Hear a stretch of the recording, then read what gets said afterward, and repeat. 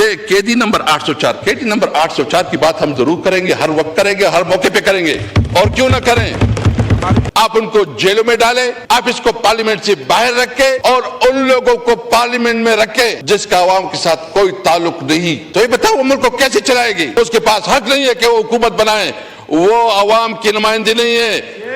ہم سمجھتے ہیں اس لیے کہ اس پارلیمنٹ میں اس وقت وہ قوت، وہ طاقت نہیں ہے کہ عوام کی نمائندگی کرے۔ گھر پہ چاپی پڑ رہے ہیں، وہ پولیس اور انتظامیہ اس پہ لگے ہوئے ہیں کہ کیسی پی ٹی آئی کو توڑے، کیسی پی ٹی آئی کو کمزور کرے۔ ملک میں نہ کوئی آئین رہا، نہ کوئی قانون رہا، نہ کسی اداروں کے کوئی رسپیکٹ ہے۔ ہم نے اپنے دور میں یہ کوشش کی کہ پاک افغان ٹرانزٹ ریٹ کے اندر ایک شک اضافہ کیا، جس میں ہم نے یہ طے کیا کہ ہمارے ٹرانسپورٹ جو ہے نا وہ سنٹرل ایشیا تک جائے گا اور رشین اسٹیٹ تک جائے گی۔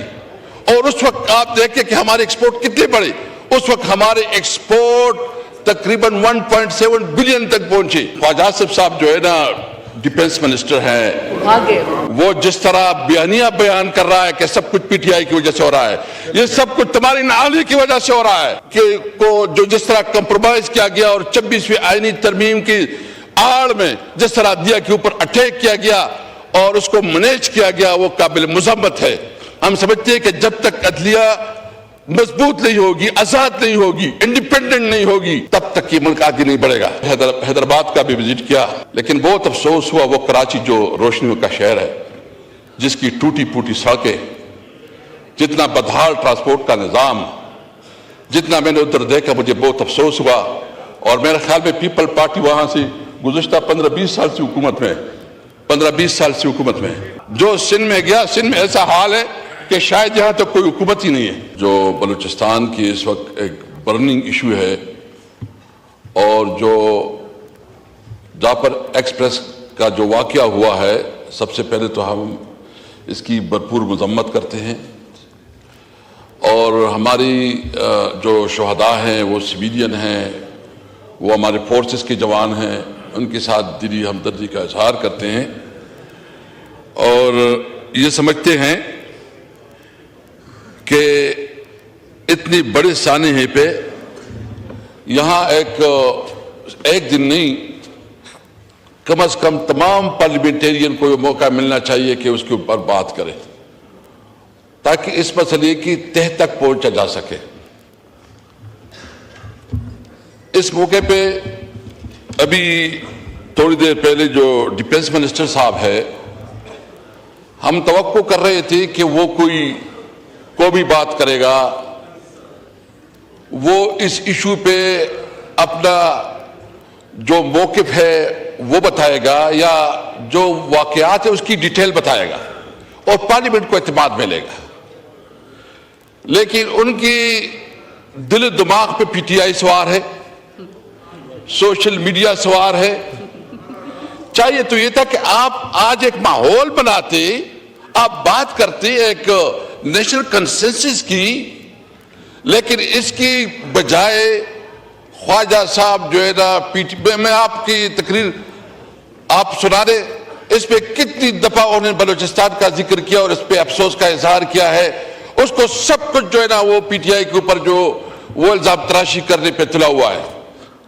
اگر ان کی اندر کوئی بھی اخلاقی جرت ہوتی، اگر کوئی بھی اس کے اندر جو ہے نا ایک کوئی شرم اور حیا ہوتا، آج وہ یہ کہتا کہ میں ریزائن کرتا ہوں، اور میں جو کم از کم یہ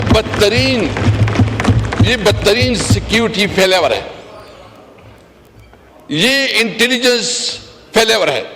دیکھیں ہم سب پاکستانی ہیں، ہم کسی طور پر اس قسم کے واقعات کی ہر لحاظ سے مذمت کرتے ہیں، اور سمجھتے ہیں کہ سب سے پہلے ضرورت اس بات کی ہے کہ اس کی پالیسی کو جو ہے ریویزٹ کیا جائے۔ آپ نے سب سے پہلے دیکھنا ہے کہ آپ کی اس وقت جو ملک میں دہشت گردی کا، جو ملک میں اس وقت جو خاص کر ہم امن و امان کی صورتحال ہے، اس کی بنیاد کیا ہے؟ جب ملک میں قانون نہ ہو، جب ملک میں آئین نہ ہو، جب کسی اداروں کا एहतराम और रिस्पेक्ट न हो, जब पार्लियामेंट जो है ना सिर्फ एक बराए नाम पार्लियामेंट बन जाए, और वो पार्लियामेंट जनाब चेयरमैन, वो पार्लियामेंट हम समझते हैं कि इस वक्त अगर बलूचिस्तान असेंबली में या नेशनल असेंबली में जो नुमाइंदगी है वो अवाम की नुमाइंदगी नहीं है, वो फार्म 47 की नुमाइंदे है, वो अवाम की नुमाइंदे नहीं है। जब आप अपने असली नुमाइंदागान को आप उनको जेलों में डालें, आप इसको पार्लियामेंट से बाहर रखें और उन लोगों को पार्लियामेंट में रखें जिसका अवाम के साथ कोई ताल्लुक नहीं, तो ये बताओ वो मुल्क को कैसे चलाएगी? वहां पॉलिसियां क्या पॉलिसी होंगी? क्योंकि इस वक्त सबसे पहली जो कि एक फ्रॉड इलेक्शन हुआ है, एक जाली तरीके से जो है ना असेंबली वजूद में लाई गई है, और वो लोग असेंबली में बैठे हैं जिसके पास हक नहीं है कोई असेंबली में बैठे, उसके पास हक नहीं है कि वो हुकूमत बनाए, वो अवाम की नुमाइंदे नहीं है। हम समझते हैं इसलिए कि इस पार्लियामेंट में इस वक्त वो कुव्वत, वो ताकत नहीं है कि अवाम की नुमाइंदगी करे, इसलिए हमने मुतालिबा किया कि फौरी तौर पर री इलेक्शन करवाया जाए, फेयर एंड फ्री इलेक्शन हो और सही अवाम की नुमाइंदगी जो है उसको मौका दिया जाए और पार्लियामेंट को तब ताकत मिल सकती है। आप देखें कि बलूचिस्तान की इश्यूज क्या है।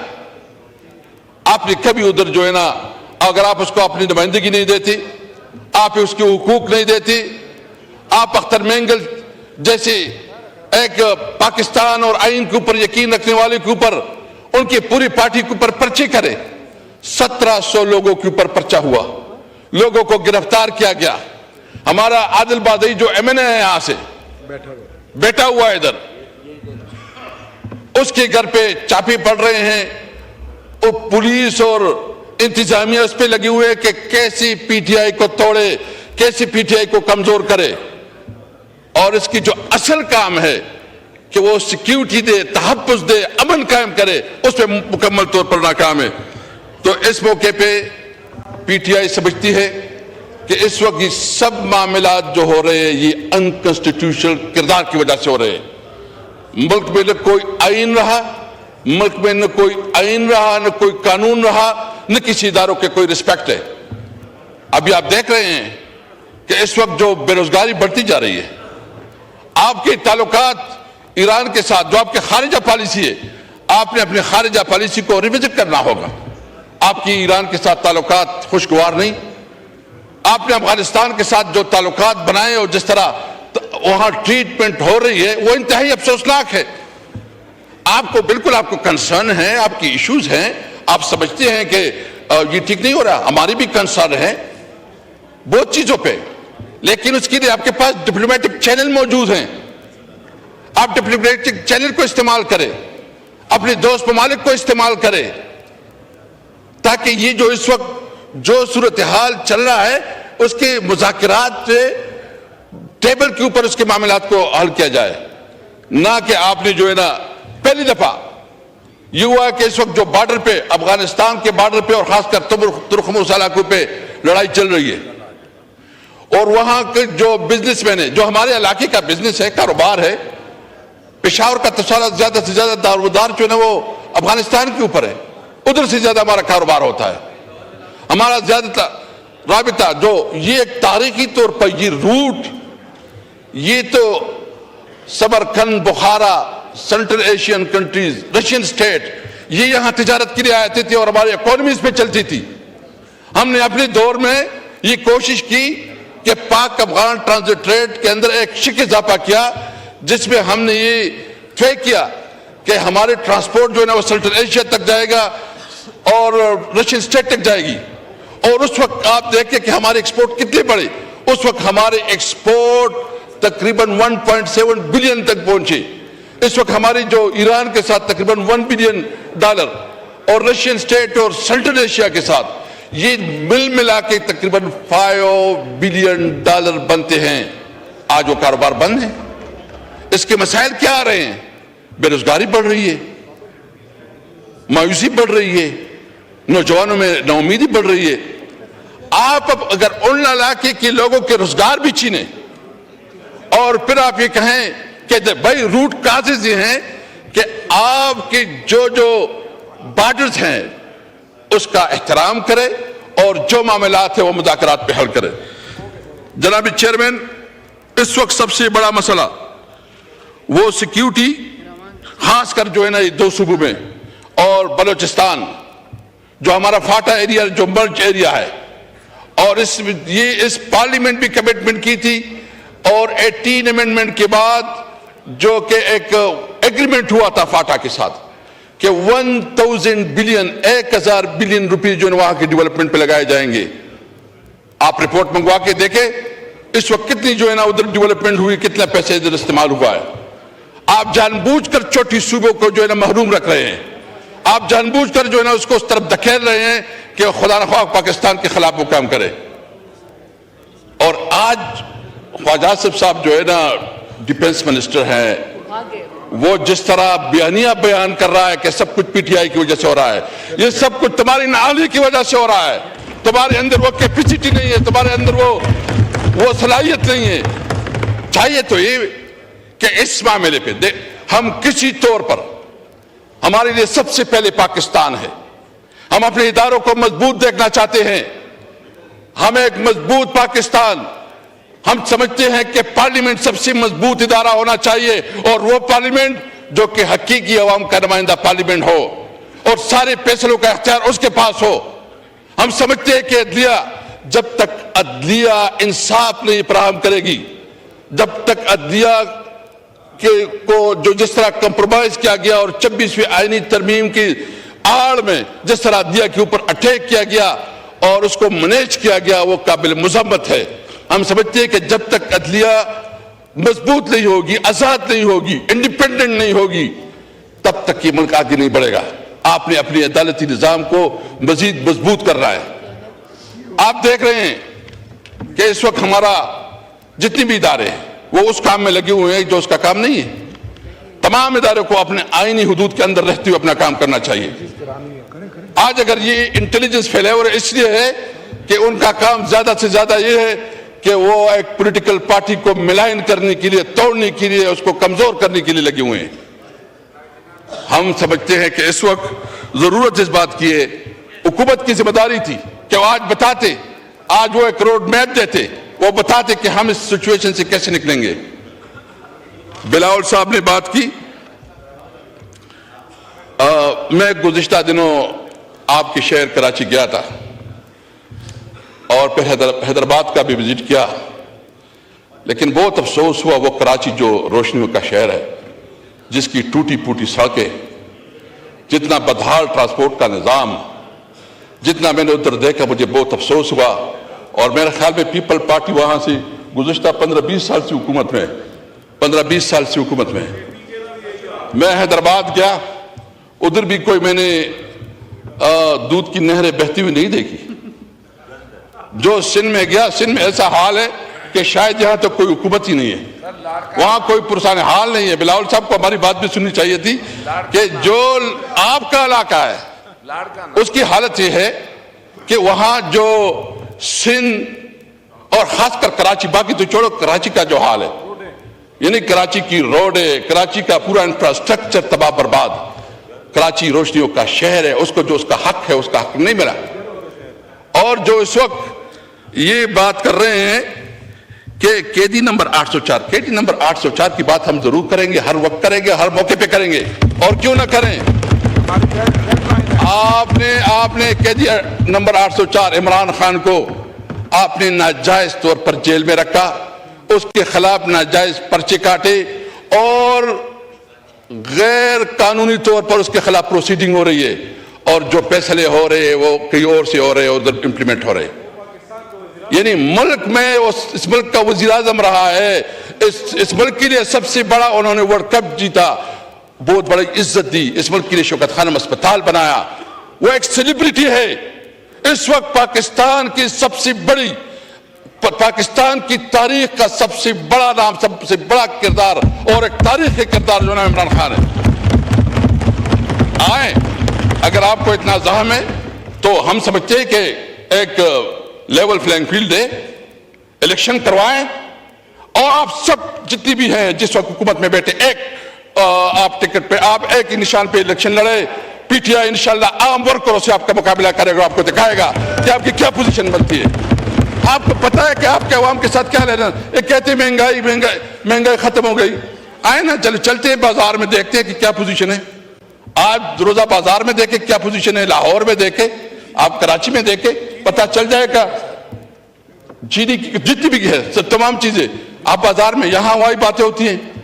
اس لیے میرا مطالبہ ہے کہ سب سے پہلے اس قسم کی صورتحال کے لیے ضرورت اس بات کی ہے کہ نیشنل کنسنسس بنائی جاتی, نیشنل ایکشن پلان کے اوپر عمل کرایا جاتا, اور جو ادارے اس وقت سیاست میں ملوث ہے وہ اپنے کردار پہ توجہ دے, اپنے کردار سے. اور خواجہ صاحب کا میں نے کہہ دیا اگر اس کے اندر کوئی بھی شرم حیا ہو تو اس کو جو ہے استعفا دینی چاہیے. وہ چلا گیا اور اس کی ساری تقریر وہ بوجھ اور خسد کی بنیاد پہ وہ ساری تقریر کر رہا تھا. میں ایک اور پوائنٹ کی طرف جو ہے نا جناب چیئرمین توجہ دلانا چاہتا ہوں. اس وقت جو ہے نا ایک اور بھی فیصلہ ہوا ہے کہ جو افغان مہاجرین ہیں ان کے خلاف جو ہے نا ایک کریک ڈاؤن یا اس کو نکالنے کا ایک عمل شروع کیا جا رہا ہے. ہم سمجھتے ہیں کہ جتنی بھی انلیگل امیگرینٹس ہیں وہ جس بھی ملک سے تعلق رکھتے ہیں بے شک ان کے خلاف جو ہے نا جو قانون کے مطابق عمل ہونا چاہیے وہ ہونا چاہیے. لیکن یہ مسلسل اس طرح ایک کمپین شروع ہو جاتی ہے اور پولیس والوں کی جو ہے نا وارے نیارے ہو جاتے ہیں. یہاں بیچارے جو ہے نا وہاں ایک جنگ زدہ ملک ہے. ایک طرف آپ اس طرح کی حرکتوں سے آپ وہاں ایک مستقل دشمن بنا رہے ہیں.